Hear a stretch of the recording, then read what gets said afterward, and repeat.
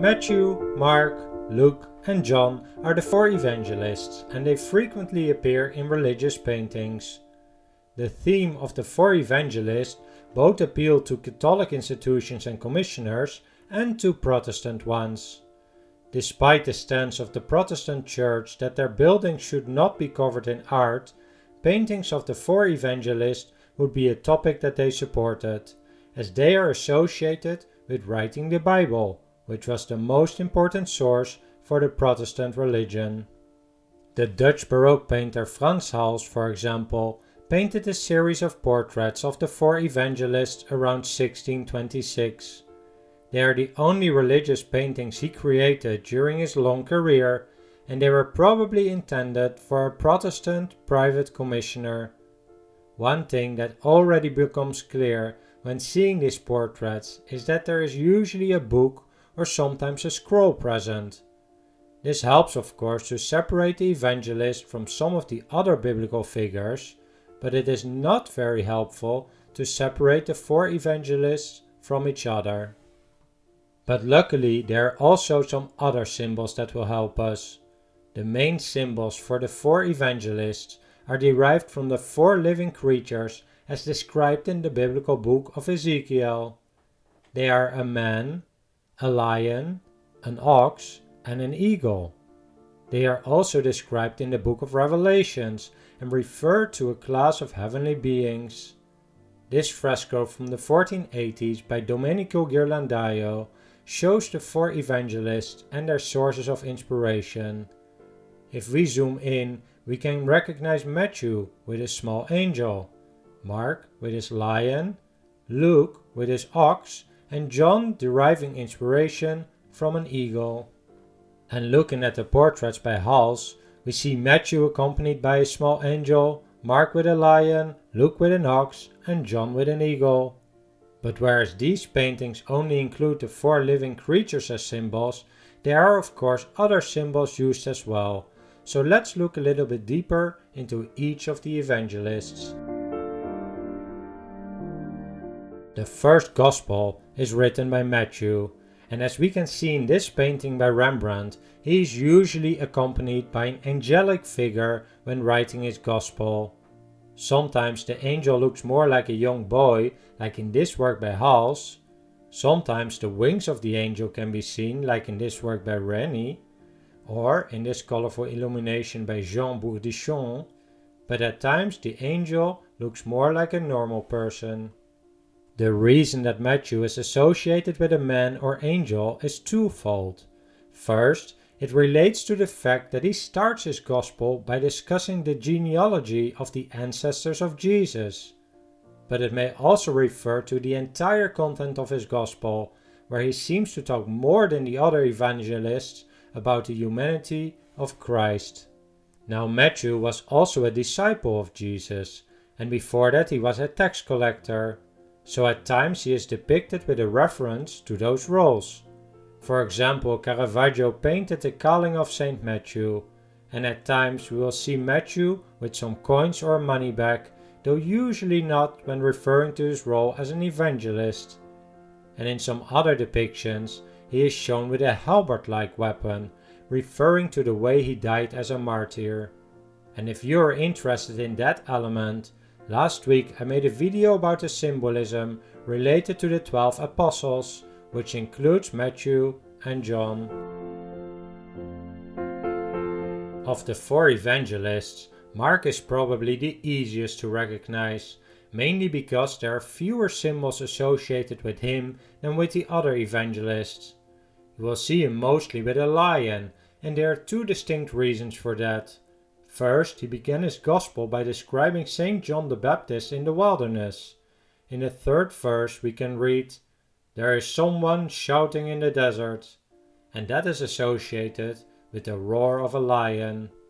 The second reason for this association is that Mark wrote more clearly than the others about the resurrection, and tradition had it that lion cubs would lie as though dead until the third day after birth, after which their mom wakes them up with a roar, referring of course to the resurrection of Jesus. Luke was born in Syrian Antioch and thus the only evangelist who was not a Jew. As mentioned before, his main symbol is a winged ox or bull, and we can see one on the left side of this painting. The bull or ox refers to the sacrifices made in the temple, which is how Luke's Gospel starts and ends. But Luke is also holding up an icon of the Virgin Mary. According to Christian tradition, Luke was the first icon painter, having produced paintings of the Virgin Mary, sometimes without child and sometimes with baby Jesus. We can see that moment, for example, in Jan Gossard's beautiful painting from the beginning of the 16th century. A third role associated with Luke is that he was a physician.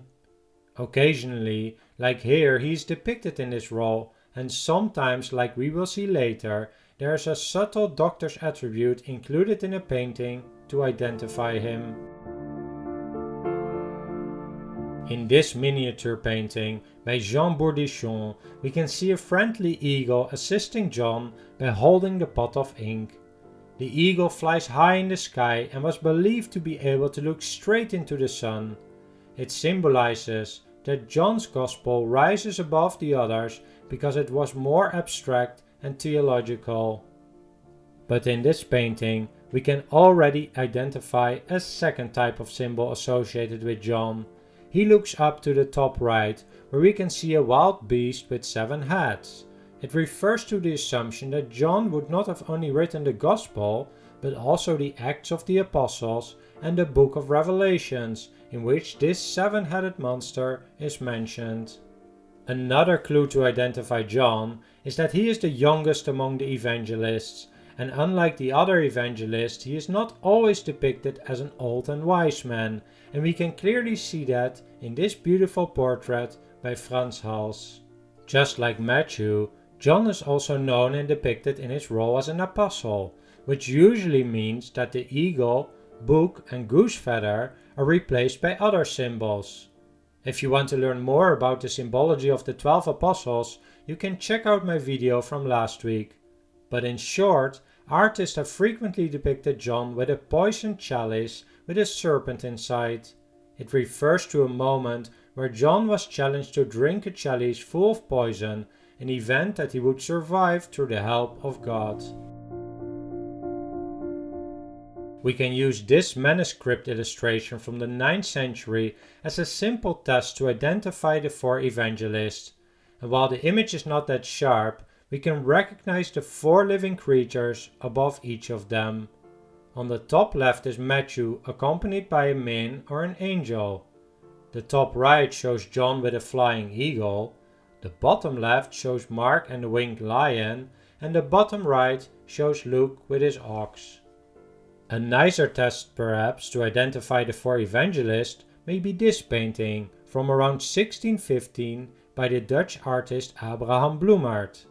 It shows the 4 evangelists, and by carefully looking at the symbols included in this painting, we can identify who is who. Let's start with an easy clue, which is to identify the youngest of the 4 evangelists, which is the man in the red cloak. This is probably John, and this is confirmed by the eagle above him. Next, let's move on to the man in green on the right. He is clearly accompanied by a winged angel who assists him with his writing, so this is Matthew. The man in the blue cloak on the left is accompanied by an ox, suggesting this is Luke, and this is confirmed by the presence of a painter's palette on the floor in front of him, and next to it is a so-called doctor's bottle, used for urine samples, which refers to his profession as a doctor. The last man, dressed in an orange-yellow cloak, must thus be Mark, and we can indeed see his lion under the table. Well, this was the overview of the symbology associated with the 4 evangelists. Overall, it's quite a bit easier to identify each of the 4 evangelists than the 12 apostles which I discussed in my video of last week. For Matthew, you need to look for the presence of an angel, sometimes a money bag, and sometimes a halberd-like weapon referring to his death as a martyr. Mark is mainly identified by the presence of a lion. Luke by the presence of an ox in his role as a first icon painter, or a reference to his profession as a physician. And John is usually shown with an eagle, the presence of a poisoned chalice with a serpent, or simply by his youth. I hope you enjoyed this video about symbolism. If you did, please hit the like button below this video, subscribe to the channel for more videos, and leave a comment down below with your thoughts. Thanks for watching.